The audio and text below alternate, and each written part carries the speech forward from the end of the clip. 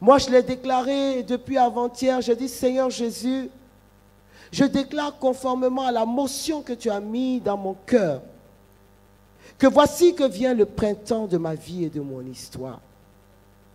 Voici que les moments torrides de chaleur ou de grand froid, de grandes situations, de grandes épreuves sont passés. Voici que tu rajeunis mon intérieur. Voici que tu rafraîchis mon intérieur. Voici que tu m'abreuves de cette eau qui n'est pas débordement, Seigneur, qui n'est pas gaspillage, mais qui est celle qui est nécessaire pour redonner la vie à mon être spirituel. Et ce soir, je voudrais vraiment que tu puisses entrer dans cet esprit et la proclamer. Proclamer la pluie du printemps sur ta vie. Proclamer la pluie du printemps dans ton travail. Car même si la terre avait été décimée, même si les plantes avaient séché, même si la situation paraissait morte, je t'annonce qu'il y a une pluie qu'on appelle la pluie du printemps qui est capable de redonner la vie à tout ce qui est comme mort. Et c'est une pluie qui est tellement à propos parce qu'elle concorde avec la résurrection du Christ. Déjà, la résurrection du Christ nous introduit dans un renouveau de vie.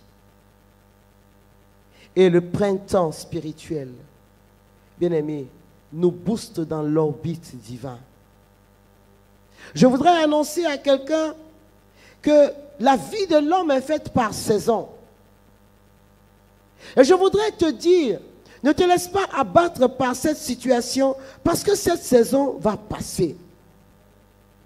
Dieu lui-même a ordonné les choses par saison. Notre vie est constituée de saisons. Mais moi, j'annonce que il y a un printemps nouveau dans vos situations. Il y a des étaux qui vous serraient, qui se desserrent. Il y a des prisons affectives, des prisons spirituelles, mais également des prisons matérielles et financières qui s'ouvrent. Il y a un relâchement de la faveur du roi. Il y a un relâchement de la grâce, bien-aimé. C'est ce que le Seigneur veut pour toi. Et c'est ce que je te souhaite, moi, en ce soir. Ésaïe chapitre 58, verset 11 dit, « L'Éternel sera toujours ton guide. Il rassasiera ton âme dans les lieux arides, et il redonnera de la vigueur à tes membres.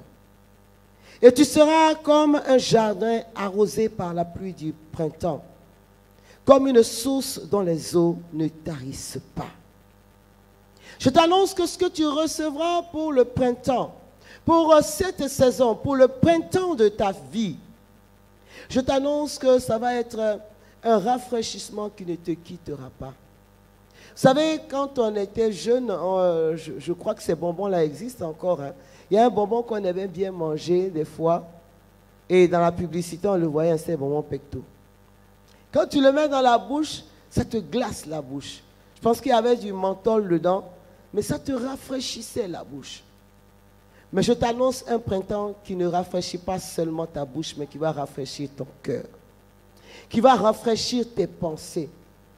Il y a peut-être une situation devant laquelle tu es bloqué. Et voilà que dans cette saison, il y a un ephata, comme une lumière qui jaillit, une solution qui sort de nulle part, une percée dans un domaine, une ouverture là où tout semblait être obstrué. C'est ce qui se passe lorsque le printemps de la foi commence.